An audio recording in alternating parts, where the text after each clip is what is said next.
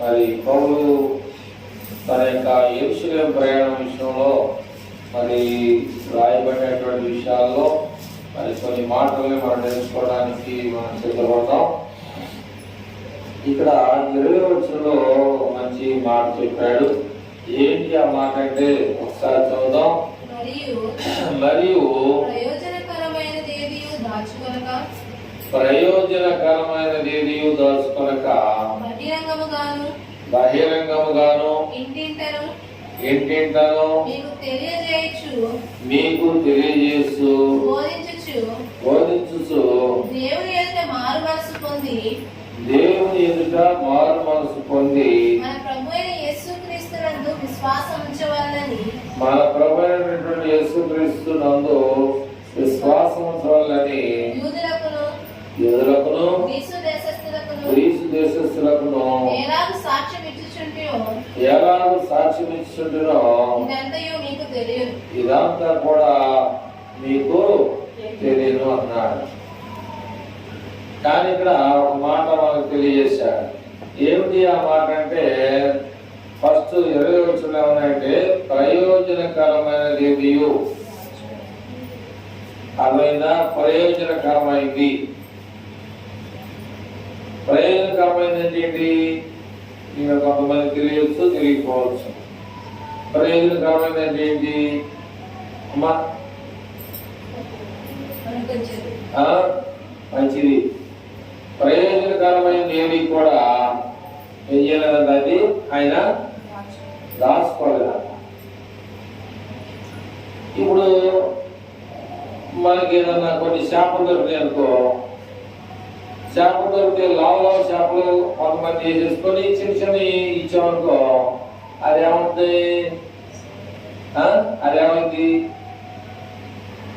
చిన్న చేపలే, పెద్ద కూడా చేప. పెద్దదానికి పెద్ద కన్ను ఉంటుంది, చిన్నదానికి చిన్న కన్ను ఉంటుంది. అంటే ఇక్కడ అది స్వార్థం అంటారు అన్నమాట. దాన్ని ఇదేమన్నాడు? నేను స్వార్థంగా చేసుకోవట్లేదు అన్నాడు. అంటే ప్రయోజనకరమైనది, అవసరమైనటువంటిది ఏది కూడా ఏం చేయలేదంటే ఆయన దాచుకోలేదు. ఇక్కడ ఒకసారి మనం పోయిన సంవత్సరం వరద వచ్చినప్పుడు మనకి గుణదలో ఉన్న క్రీస్తు వాళ్ళు మనకి కొన్ని బట్టలు ఇచ్చారు. మీరు చాలా మంది తీసుకోవాలా అంటే అది ప్రయోజనకరం కాదు, అది పనికిరాని ఇచ్చారట. అంతే కదా, తీసుకోవడం సంగతి ఏంటి? ఆపదలో ఉన్నారు, నీళ్ళలో కలిసిపోయి ఉంటారు, బట్టలు లేకుండా ఉంటారు, కనీసం భోజనం పెట్టలేకపోయినా ఏమిటి మనం సాయం చేద్దాం అనుకున్నాడు, సాయం చేశారు. వాటిలో నాకు ఏది వద్దని మీరు అనుకున్నారంటే పనికిరావనా? అంటే అది సరైన కాదనా? అంతేనా? అర్థమవుతుందా? అట్లాగే మంచి వస్తువుల్లో ఏది కూడా లేదు, దాచుకోలేదు అంటాడు. ప్రయోజనకరమైంది మంచిది ఏది కూడా నేను దాచుకోలేదనేటువంటి విషయాన్ని ఇక్కడ తెలియజేస్తూ ఉన్నాడు. సరే, ఇక్కడ 22వ వచనంలో ఉన్నాయంటే ఇదిగో కాబట్టి ఇక్కడ ఏమన్నాయంటే పరిశుద్ధాత్మ చేత బంధింపబడిన వాడై యెరూషలేము పట్టణానికి వెళుచున్నాను. అక్కడ నాకు ఏమేమి సంభవించునో తెలియదు గాని బంధకములను శ్రమలను నా కొరకు కాసుకొని ఉన్నవని పరిశుద్ధాత్మ ప్రతి పట్టణంలోనూ నాకు సాక్ష్యం ఇచ్చుచున్నాడని తెలుసు. కానీ ఒకసారి మనం నేను యెరూషలేము అనేటువంటి పట్టణానికి వెళ్ళబోతా ఉన్నాను, నాకు అక్కడ ఏం జరుగుతుందో కూడా నాకు తెలియదు అని చెప్పేసి ఎవరు చెప్తా ఉన్నారు? తన యొక్క ఆలోచనలో పరిశుద్ధాత్మ దేవుడు ఆయనకి తెలియజేస్తా ఉన్నాడు. పరిశుద్ధాత్మ దేవుడు ఆయనకి తెలియజేస్తా ఉన్నాడు. అంతేనా? ఇదిగో నేను ఇప్పుడే ఆత్మయందు బంధింపబడిన వాడనై యెరూషలేమునకు వెళుచున్నాను. అక్కడ నాకు ఏమి సంభవించునో తెలియదు. కాబట్టి ఏం జరుగుతుందంటే బంధకములను శ్రమలను నా కొరకు ఏం చేయబడి ఉన్నాయి, కాసుకొని ఉన్నవని పరిశుద్ధాత్మ ప్రతి పట్టణములు నాకు ఏం చేస్తారంటే జాగ్రత్త. నువ్వు ఏ పట్టణంలోకి వెళ్ళినా కానీ నిన్ను శ్రమ పెట్టేవారు ఉన్నారు, నేను ఇబ్బందులు పాలు చేసేవారు ఉన్నారు. కనుక నువ్వు చాలా జాగ్రత్తగా దేవుని యొక్క సువార్తన చేయాలంటే ప్రకటన చేయాలనేది దేవుని యొక్క ఉద్దేశమై ఉంది.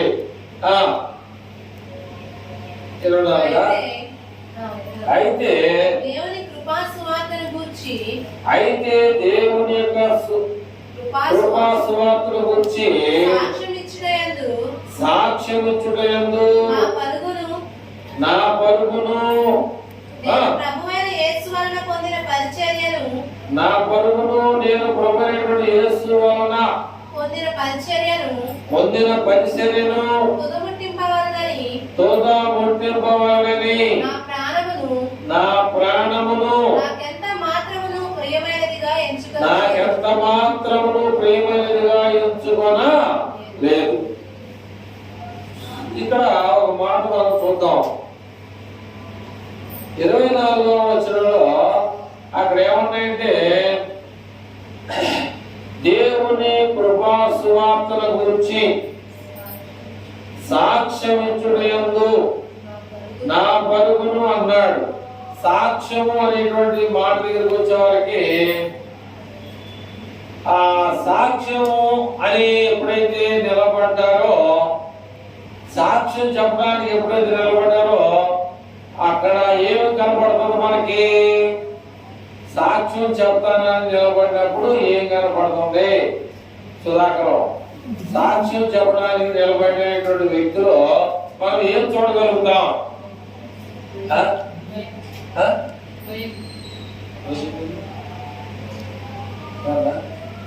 ఏం చెప్తారు? ఏం కనపడుతుంది? సాక్ష్యం చెప్పడానికి నిలబడతారు కదా, మనం ఏం చూస్తాం? వాళ్ళు సాక్ష్యం చెప్పారో లేదు తెలియదు కానీ ముందు ఏడుపు కనపడతాం. సాక్ష్యంలో ఎలాంటి మాట ఉండి ఎందామని చెవులు పెట్టినా కానీ ఏం వినపడుతుంది? ఏడు వినపడుతుంది. అది కాదు, ఇక్కడ ఏమన్నాయంటే ఏమన్నాడు? అయితే దేవుని కృపా సువార్తల గురించి సాక్ష్యం చేయదు నా పరుగును నేను ప్రభువైనటువంటి యేసు వలన పొందిన పరిచర్యను. అంటే దేవుని వాక్యము ఎంతవరకు ప్రకటించాలో అంతవరకు చెప్పాలనేదే నా యొక్క ఉద్దేశము లేక కోరిక ఉంది. నీ సాక్ష్యం వినాలని చెప్తా ఉంటే ఏడుస్తా ఉంటే ఆ సాక్ష్యం మేము ఎలా వినాలి?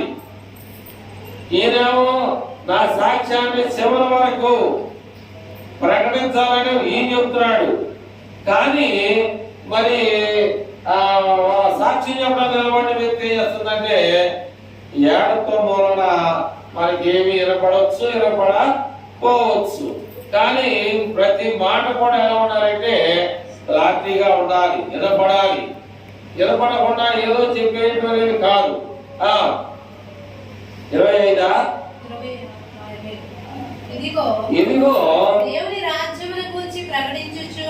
ఇక్కడ ఏమన్నాయంటే ఎంత చెప్పేసి చివరాఖరికి ఏమన్నాయంటే ప్రయోజనకరమైన నేనేమి దాచుకోలేదంటూ ఈయన ఏమన్నాడు? దేవుని రాజ్యమును గురించి ప్రకటన చేస్తూ నేను మీ మధ్యలో సంచరించుచుంటిని. మీ మధ్యలో సంచారం చేస్తున్నారు. మీలో ఎవరును. కాబట్టి ఇక్కడ ఏమన్నాయంటే దేవుని రాజ్యము, దేవుని రాజ్యం అనేటువంటి సంగతి చాలా మందికి తెలియట్లా. దేవుని రాజ్యం అనేది భూమి మీద ఉందనే సంగతి ఎవరికి తెలియట్లా. ఆయన దేవుని యొక్క రాజ్యం గురించి యేసు ప్రభువు ప్రకటించాడు, 12 మంది శిష్యులు ప్రకటించారు. ఆయన యొక్క రాజ్యం అంటే ఏంటో ఇంతవరకు మనకు తెలియట్లా. ఒక విషయాన్ని మీకు చెప్తా ఉన్నారు. ఏమిటి ఆ విషయం అంటే, నెబుకద్నెజరుకి రాజు, ఆయన రాజు అయితే ఆయనకు రాజ్యం ఉంది. రాజు అయితే ఆయనకి ఏముంది? రాజ్యం ఉంది. ఆయన రాజ్యంలో ఉన్నటువంటి ప్రజల్ని ఏమైనా చేయొచ్చు. తన రాజ్యంలో ఉన్నటువంటి ప్రజల్ని ఏమైనా చేసేయచ్చు. చేయబట్టే కదా శడ్రకు మెషకు అబేద్నెగోలు ఆయన రాజ్యంలో ఉన్నటువంటి ఏంటి శాసనాలు లేదా నియమాలు లేదా కట్టడలు లేదా ఏమంటారు, పూర్వకాలంలో కొన్ని కట్టడలు ఉన్నాయి.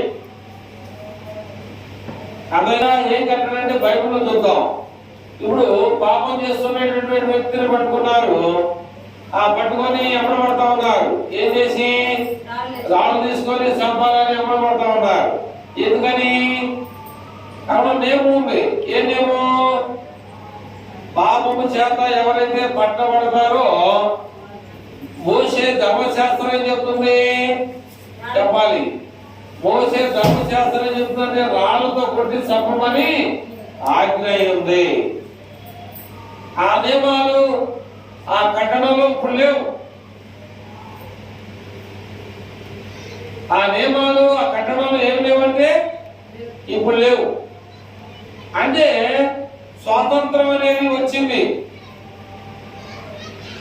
అదైనా స్వాతంత్రం అనేది వచ్చింది. అది కొంతమంది ఉన్నారంటే బ్రిటిష్ వాళ్ళ పరిపాలనే మంచిది అన్నారు. ఎందుకని మంచిది? ధర్మశాస్త్రం ఏమైతే చెప్పిందో అదే చేయమని బైబిల్ గ్రంథం ఇశ్రాయేలు ప్రజలకి తెలియజేసింది. అలాగే మన దేశాన్ని పరిపాలించినటువంటి బ్రిటిష్ వారు ఒక నియమాన్ని పెట్టారు. ప్రతి ఓటు పనిచేయాలి, ఇంటికాడ ఉండడానికి లేదు. అదొక ప్రతి ఒక్కరు కూడా ఏం చేయాలి?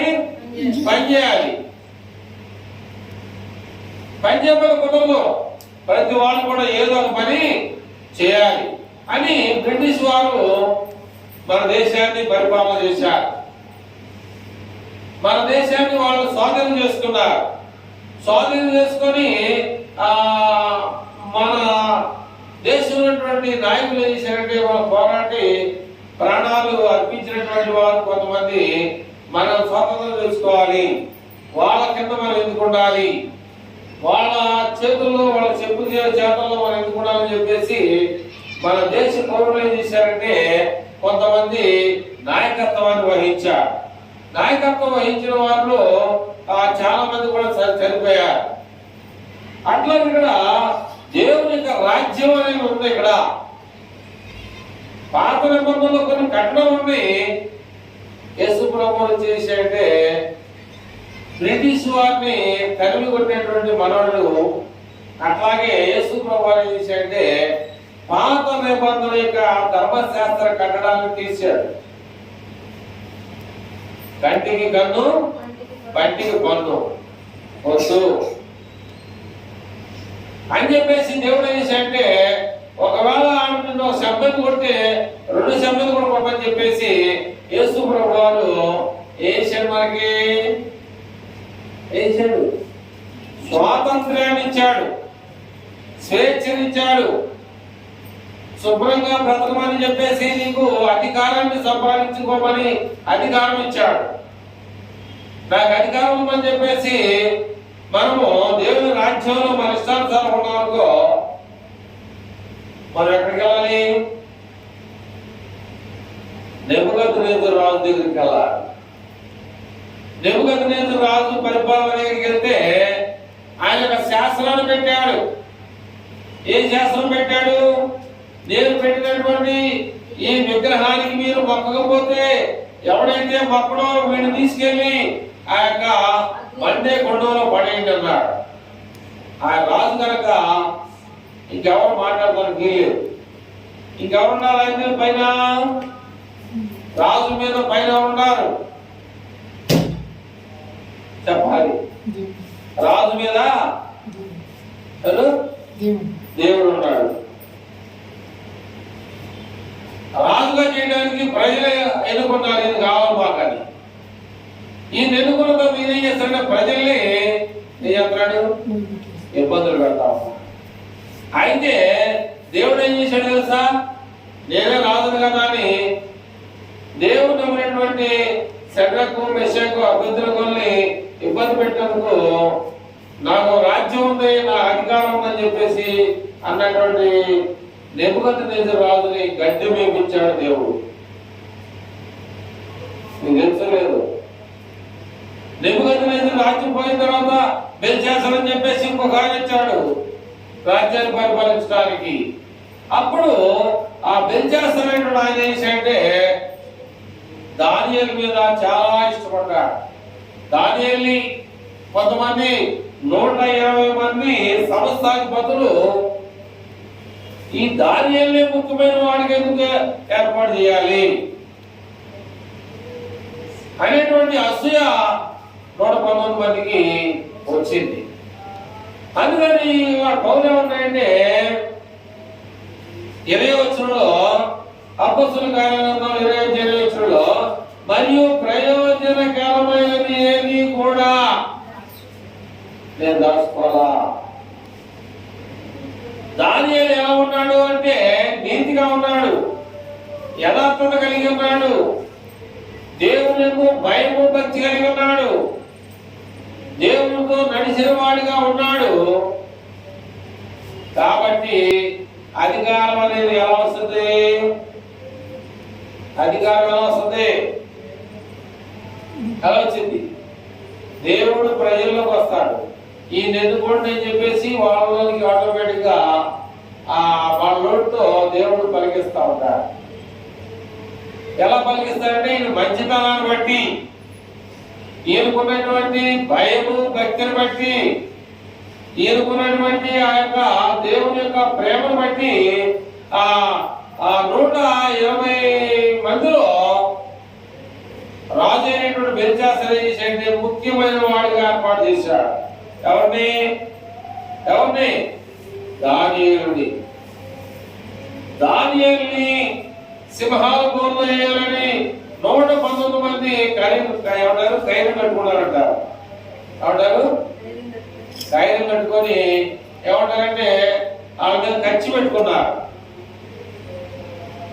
ఆయన మీద దానియేలు మీద ఖర్చు పెట్టుకొని ఇది ఎలా పట్టుకోవాలి, ఏ సందర్భంలో దొరుకుతాడు, ఏ పరిస్థితుల్లో ఈయన్ని ఉంచు మిగల్చాలని చెప్పేసి 119 మంది ఈయన మీద మంచి అసూయతో వారు ఉన్నారు.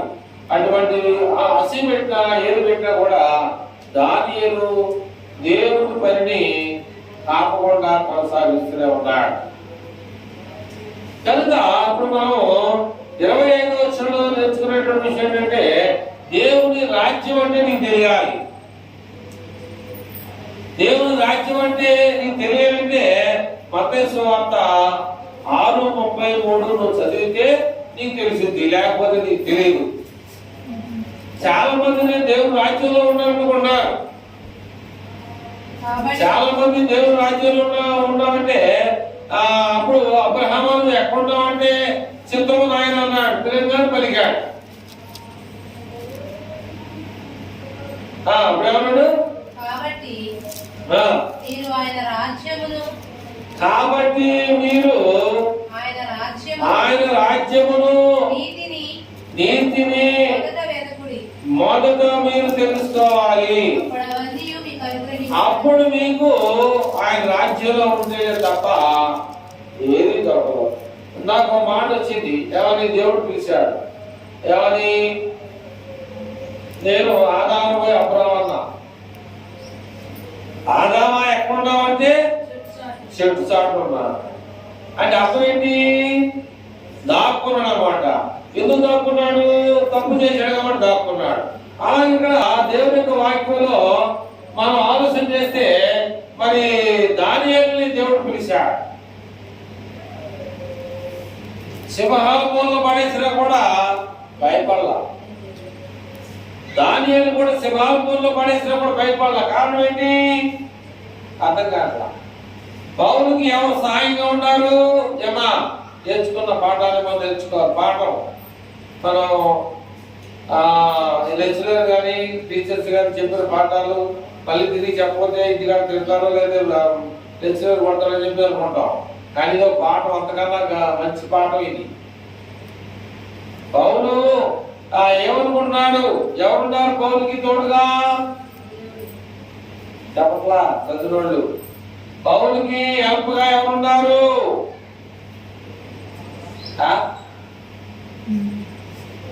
పౌలుకి ప్రతి పట్టణంలో ఎవరన్నా 23 వచ్చిన ఎవరంటే బంధకములను శ్రమలను నా కొరకు ఎవరండి అంట కాచుకొని అని పరిశుద్ధాత్మ దేవుడు చెబుతున్నాడు. జాగ్రత్త, నువ్వు ఏ పట్టణంలోకి వెళ్ళాలో చాలా జాగ్రత్తగా ఆలోచన చేసుకుని వెళ్ళు. అంతేగాని నీ ఇష్టం వచ్చినటువంటి కాడికి వెళ్ళడానికి వెళ్ళినట్టుగా అక్కడ పరిశుద్ధాత్మ దేవుడు అంతేనా కాదా? నువ్వు ఎక్కడికి వెళ్ళాలో చూసి ఆలోచన చేసి నీ ప్రయాణాన్ని కొనసాగించమని పరిశుద్ధాత్మ దేవుడు పౌలుకి సహాయంగా ఉన్నాడు. అప్పుడు దానియేలుకి దేవుడు సహాయంగా ఉన్నాడు. అప్పుడు షడ్రకు మెషకు అబేద్నెగోకి దేవుడు సహాయంగా ఉన్నాడు. మంటలో పడేసిన బ్రతుకున్నారు. అలాగే సింహాల బోన్లో పడేసిన దానియేలు బ్రతుకున్నాడు.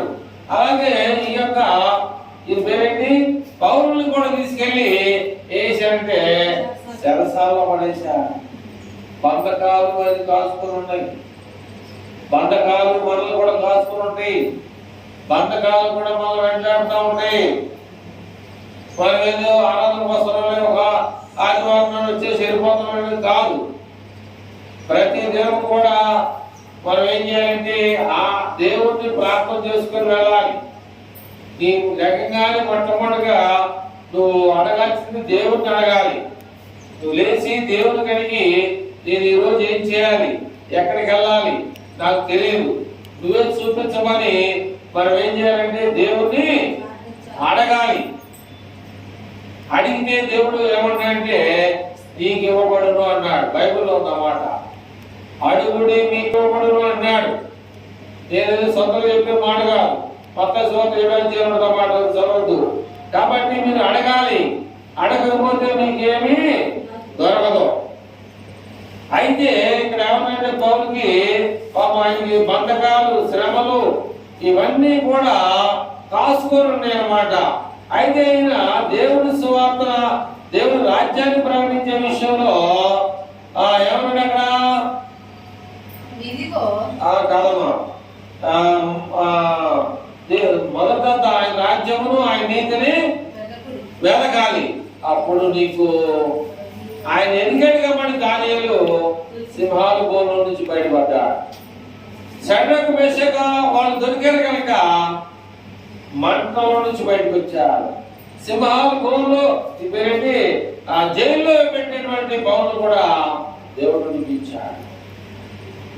మన పరిస్థితి ఏంటని కూడా మనం ఆలోచన చేస్తున్నాం లేదని ఒకసారి జ్ఞాపకం చేసుకోవాలి. 20లో వచ్చాడు. మళ్ళీ ఒకసారి రిపీట్ చేద్దాం. దేవుని రాజ్యమును గూర్చి ప్రకటించుచు నేను మీ మధ్యను సంచరించుచు నుండిని. మీలో ఎవరును ఇక మీదట నా ముఖము చూడరని నాకు ఇప్పుడే తెలుస్తుంది. అంటే మళ్ళీ తిరిగి ఈ సువార్త మరలా వచ్చి మీకు ప్రకటిస్తానో లేదో నాకు తెలియదు. కాబట్టి ఇదే ఫస్ట్ అండ్ లాస్ట్. నేను చెప్పి వెళ్ళిపోతున్నా, మరలా నేను మీ దగ్గరికి వస్తానో రాను నాకైతే తెలియదు అని 26వ వచనంలో ఏమంటే ఆ మాట చెప్పి కాబట్టి మీలో ఎవరి నాశనం విషయమైనను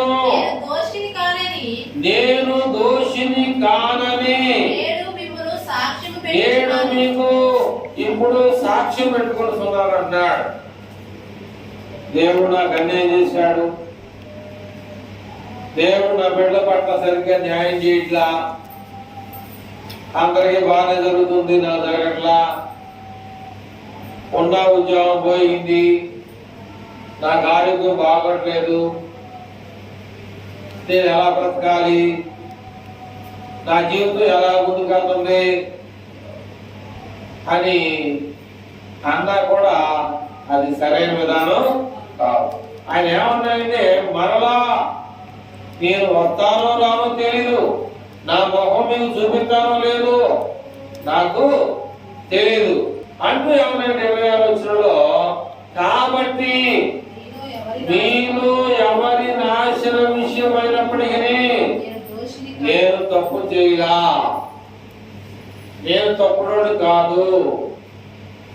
మీరు ఎవరి నాశన విషయమైనను నేను దోషిని కానని నేడు మిమ్మును ఏం చేస్తున్నాడు? సాక్ష్యం పెట్టుకుంటున్నాడు. యేసు ప్రభువారు ఏ సాక్ష్యం పెట్టుకున్నాడు శిష్యుల దగ్గర? మీకు ఎవరికైనా తెలుసా? యేసు ప్రభువారు బతికుండగా 12 మందిని ఇద్దరిద్దరుగా పంపించాడు. ఏమని చెప్పి పంపించాడు మీకు ఎవరికైనా తెలుసా? ఏమని? ఓకే, ఇంకా చెప్పాలి. అదొక పుష్ప. ఓకే, కానీ ఏమని చెప్పాడు? ఏమని చెప్పాడు? ఇంకా ఓకే, ఏ ఇల్లు అయితే మిమ్మల్ని చేర్చుకోదో, ఏ ఇల్లు అయితే చేర్చుకొని మీ ముందర ఏమైనా పెడతారో అది తిని ఆ ఇంటికి ఆశీర్వాదాలు వచ్చినట్టుగా ప్రార్థన చేశామండి. ఏ ఇల్లు అయితే మిమ్మల్ని చేర్చుకోదో ఏం చేయమన్నాడు? మీ కాళ్ళకి దుమ్ముంటది, దులిపియాలండి. నా శిష్యులు వచ్చారో రాలేదో అక్కడ దుమ్ము కనపడుతుంది, వెళ్ళిన ఇంటికాడికి ఇంటికాడ మనుషులు చెప్తారంటాడు దేవుడు. మీరు వెళ్ళండి. ఏ ఇల్లు అయితే మిమ్మల్ని చేర్చుకోకుండా మిమ్మల్ని దూషిస్తుందో, మిమ్మల్ని చేర్చుకోదో మీ కాళ్ళ దుమ్ముని అక్కడ దులిపి వేరే ఇంటికి వెళ్ళదని చెప్పాడు. అందుకని ఇక్కడ ఏమన్నాయంటే 26వ చివరి భాగంలో ఏమన్నాయంటే, దేవుని సంకల్పమంతయు మీకు తెలుపకుండా నేనేమి దాసు పైన ఉన్నాడు 26వ వచనంలో, నేను దోషిని కానని నేను మిమ్ములను మీరే మీ స్వార్థ ప్రకటన చేశా. మీరు మార్పు చెందుతారో చెందరో నాకైతే తెలియదు, మిమ్మల్ని నేను సాక్ష్యం పెట్టుకుంటా అంటూ ఇక్కడ తెలియజేస్తాను కదా. దేవుని సంకల్పమంతయు మీకు తెలుపకుండా నేనేమి దాచుకోలేదు. దేవుడు తన స్వరక్తమిచ్చి సంపాదించిన. ఎందుకు ఈ మాట చెప్తున్నాడు? ఖచ్చితంగా దేవుడు ఖచ్చితంగా మాట చెప్పాడు. పిలాతు వచ్చి అడిగాడు, ఏమని? ఎవరు అడిగాడు? పిలాతు. తెలుసా మీకు ఎవరికైనా? పిలాతు తెలుసా? ఎవరు అడిగాడు?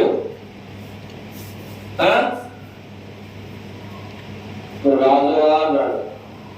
నువ్వు అన్నట్టు రాజు అన్నాడు. ఆయన రాజ్యము ఎప్పుడు కూడా ఏమదు కూలిపోదు. నెబుకద్నెజరు రాజ్యం కూలిపోయింది, బెల్షస్సరు రాజ్యం కూడా కూలిపోయింది. చాలా మంది రాజులు వచ్చారు. అర్థమైందా? అదే రాజ్యం మానవ కల్పిత రాజ్యం అని. ఇదే రాజ్యం దేవుని రాజ్యం. ఇది ఎప్పుడు కూడా చెదిరిపోదు, పాడైపోదు. అందుకనే దేవుడు ఆ మాటకి ఏమన్నాయంటే, దానియేలు గ్రంథం 2వ అధ్యాయము 44 వచ్చినట్టు మనం చూస్తే, దానియేలు గ్రంథం అది ఏ రాజ్యం, ఎలాంటి రాజ్యం, అది ఎలా ఉంటది, దానిలో ఎలా ఉంటాం, ఆ రాజ్యానికి ఏముంటాయి అనేటువంటి విషయాన్ని మనం చూస్తే, దానియేలు గ్రంథం 2వ అధ్యాయం 44 వచ్చినలో మేము 1992 సంవత్సరంలో ట్రైనింగ్ లో చెప్పిన మాట ఇది. ఆ రాజుల కాలములలో పరలోకమందున్న దేవుడు ఏం చేశాడంటే, ఒక రాజ్యాన్ని నేను స్థాపిస్తానన్నాడు. ఆ రాజ్యం ఎప్పుడు కూడా చెదిరిపోదు, నాశనం అవదు. ఆ రాజ్యము దాని పొందిన వారికి గాక గాక ఆ రాజ్యము దానిని పొందిన వారికి గాక మరెవరికి చెందదు. మరెవరికి రాదు చెందదు. అది ముందు చెప్పిన రాజ్యములన్నిటినీ ఇంతకన్నాను కదా, అది ముందు చెప్పబడిన రాజ్యములన్నిటినీ పగులగొట్టి నిర్మూలము చేయను గాని అది యుగముల వరకు నిలుచును. అది యుగముల వరకు నిలుచును. ఏంటది? దేవుని రాజ్యము. ఒకసారి చూద్దాం. ఆ రాజుల కాలములలో అంటే అప్పుడు ఇంకా రాజ్యాన్ని స్థాపించాల దేవుడు. అది ఎవరికి ఇచ్చాడు దేవుడు? అధికారం అంటే మనుషులకు ఇచ్చాడు. ఆ మనుషులకు రాజ్యం ఉంటుంది, కొద్ది కాలం ఉంటుంది. కాబట్టి ఏం చేయాలంటే స్థిరమైన రాజ్యం కావాలి. దేవుడు ప్రజలు ఆ రాజ్యంలో ఉండాలి. అది ఎన్నటికీ నాశనం కాకుండా ఉండాలని దేవుడు ఒక రాజ్యాన్ని వేశాడు, స్థాపించాడు. ఆ రాజుల కాలంలో పరలోకంలో ఉన్నటువంటి తండ్రి దేవుడు ఒక రాజ్యాన్ని స్థాపించును. దానికి ఎప్పుడు నాశనం అనేది కలగదు. ఆ రాజ్యము దాన్ని పొందిన వారికి కాక మరెవ్వరికి చెందదు. అది ముందు చెప్పిన రాజ్యములన్నిటినీ ఆ రాజ్యం అనేది దేవుని రాజ్యం అనేది ముందు చెప్పబడినటువంటి సౌలు రాజ్యం గాని, దావీదు రాజ్యం గాని, బెల్షస్సర్ రాజ్యం గాని, నెబుకద్నెజర్ రాజ్యం గాని, వీటన్నిటిని కూడా ఏం చేసిందంటే నిర్మూలన చేసేసింది, పగలగొట్టేసింది. ఇదే ఆయన రాజ్యము. ఆయన రాజ్యం అనేటువంటి సంఘంలో నువ్వు ఉన్నావా లేదా? ఆయన రాజ్యం అనేటువంటి సంఘంలో నువ్వు ఉన్నావా లేదా అనడానికి ఇక్కడ ఏం చేశాడంటే 20 అధ్యాయం 8 వచనంలో ఏమన్నాయంటే, దేవుడు తన స్వరక్తం ఇచ్చి సంపాదించినటువంటి తన సంఘములో తన సంఘాన్ని కాయటానికి పరిశుద్ధాత్మ దేవుడు మిమ్మల్ని దేని యందు అధ్యక్షులుగా ఉంచాను. ఆ యావత్తు మనను గుర్చి మీ మట్టుకు మిమ్మల్ని గుర్చి జాగ్రత్త. చదువు. నేను వెళ్ళిపోయిన తర్వాత చూడండి ఏమన్నాయంటే, పౌలు అన్నాడు, నేను వెళ్ళిపోయిన తర్వాత క్రూరమైన తోడేళ్లు మీలో ప్రవేశించునని నాకు తెలియదు. క్రూరమైన తోడేళ్లు మీలో ప్రవేశించునని నాకు తెలుసు అన్నాడు. వారు మందను కనికరింపరు, మరియు శిష్యులను తమ వెంట ఈడ్చుకొని పోవాలని వంకర మాటలు పలుకు మనుషులు మీలోనే బయలుదేరి. వంకర మాటలు ఎట్లుంటాయి? కిట్టమ్మ గారు ఎన్నో వంకర మాటలు ఎట్లుంటాయి? మాట వంకర ఉండదా? ఉంటుంది. అదే బైబుల్ తప్ప నువ్వు చెప్పేది. ఈ మాట కరెక్టే, బైబుల్ కరెక్ట్ మాట. వంకరి మాటలు పలుకువారు మీలోనే ఉంటారు, లేక బయలుదేరతారు. అప్పటి చూసావా? రోడ్డు ఇలా కాబట్టి వంకరి మాటలు పలుకువారు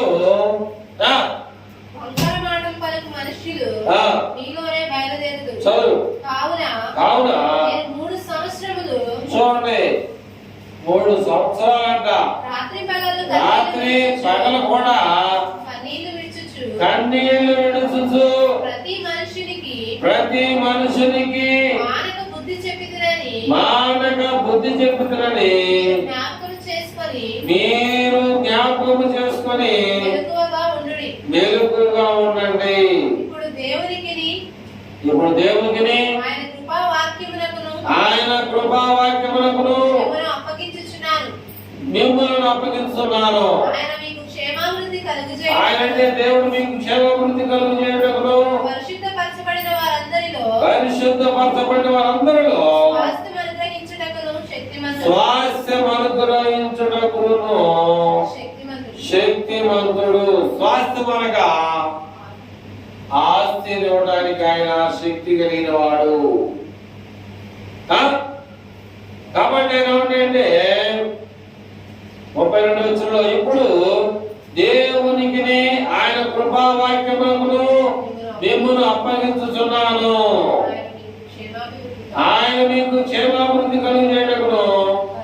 శాశ్వతపరచబడిన వారందరిలో స్వాస్థ్యం అనుగ్రహించుటకును శక్తి కలిగిన వాడు. 33 ఎవరి వెండినైనను బంగారునైనను వస్త్రములైనను నేను తీసుకోలేదు అన్నాడు. నాకు ఏమైనా అవసరం ఉన్నట్లయితే నాతో ఎవరైతే ఉన్నారో ఈ నా చేతులు కష్టపడ్డమని నేను ఎక్కడగా ఎవరిని కూడా నేను తీసుకోలేదు. నాకు నాతో పాటు ఉన్నవారితో కలిసి మేము కష్టపడి దేనిని ఎవరి దగ్గర ఆశించలేదని పౌలు తన సాక్ష్యాన్ని ఇస్తాం. ఆ సాక్షి వద్దు మనకి, ఆ సాక్షి వద్దు. ఏమంటాడంటే ఇక్కడ ఒక ఆయన వచ్చాడు వాక్యం చెప్తాను. మనోరు ఒక ఆయన 16 కోట్లు పొడిచాడట. 16 కోట్లు పొడిచాడు, చచ్చిపోవాలని 17 కోట్లు పడిపోయాడు. ఈడే ఆయన మీద పడిపోయాడు. ఈడే 17 కోట్లు పడిపోయి ఆడ మీద పడ్డాడు. అట్లాగా దేవుడు ఒప్పుకోడు. అదైనా దేవుని పనిని దేవుని బిడ్డలు ఇబ్బంది పెడితే మనకేమో తెలుసా, మనం ఇబ్బందులు పాలు అవుతాం. కాబట్టి దేవుని పనిని దేవుని పనిగా మనం చేయాలి. చేయకపోతే అక్కడ ఏమన్నాడమ్మా, 26 వచ్చిన నుండి మీరు ఎవరైనా సరే గుర్తు పెట్టుకున్నా, కంఠపాఠం చేసుకున్నా బాగుండదని అనుకుంటున్నా, లేకపోతే మీ ఇష్టం. అది ఏమని, కాబట్టి మీరు ఎవరి నాశనం విషయమై నేను తప్పు చేయలా, నాకు తెలియదు. ఇక్కడ కొన్ని రాత్రి బాణలు వచ్చి మీ ఏరియాలో మీ ప్రాంతంలో సువార్తను ప్రకటించారు. నేను ఎవరిని ఏది కూడా ఆశించలా. మరి ఎక్కడ ప్రకటించారో నాకు తెలియదు. ఆయనకి ఎవరైనా ఆశ్రయించారో లేదు నాకు తెలియదు. రాత్రి పగళ్ళు అన్నాడు. కానీ చెప్పడానికి చాలా విషయాలు ఉన్నాయి. కానీ మరి మనం వినడానికి ఎన్ని చెప్పా కానీ అన్ని మనకు పట్టపడవు. భోజనం అంతా తిన్నా కానీ బాగుందని అంటాం చాలా తక్కువ. భోజనాలకు వెళ్ళి భోజనం చేసాం కానీ బాగుందనే మాట చాలా తక్కువ. అలా కూరలో కూడా ఆడాడు కానీ ఆ కూర బాగా ఉప్పు లేదనో అన్ని బాగుంటారు. ఉడికే కూర కావాలని చెప్పి ఏ కూరది, అది ఆ మాసం కూర కాదు. మాసం కూర చూసుకోవడం అనుకోవడానికి అదైనా చిక్కుడుకాయ కూరలో పసుపు కారం వేసే వారికి యాకోబు అది ఉడికే ఉన్న పైకి తెరిలింది. ఒక్క పూట కూటు కోసం తన జ్యేష్ఠత్వాన్ని నమ్ముకున్నాడు. అవసరం వచ్చిందని చెప్తున్నా, వేరేగా ఉద్దేశం కాదు. కనుక అలా ఉండకూడదు. ఉడికింది తినాలా, ఉడికి ఉడకండి తినాలా, బాగా ఉడకాలి. ఎందుకని ఎందుకని బాగా ఎందుకు ఉడకాలి? 40 సంవత్సరాలు పని చేయలేదు, బట్టలు ఎడవలా, నీళ్లు పోసుకోవాలా, చెప్పులు అరిగిపోవాలా. ఈ పూట మన్నా కురబడుతుంది. మన్నా అనగా ఆహారం. మన్నా వచ్చింది, అది ఈ పూటతోనే దేవుడు అన్నాడు. దేవుడు రేపు పొద్దునికి ఉంచుకోవాలి. ఏమంటారు? అందుకని ఇది కూడా అదే మాట్లాడాడు. ఏమనంటే ప్రయోజనకరమైంది ఏది కూడా చెప్పట్లా. మీరు ఉన్న పాఠాన్ని చెప్పట్లా. అవసరమైంది ఏది కూడా నేను దోసుకోవాలా. కానీ ఆనాడు ఇశ్రాయేలు దోసుకున్నారు. పని చేయకపోతే పొద్దున వచ్చిందిలే అనుకున్నారా? అంటే తర్వాత కానీ నాకు చెప్పేమని కట్టుబాట్లని దేవుడు తీశాడు. ఇప్పుడు కూడా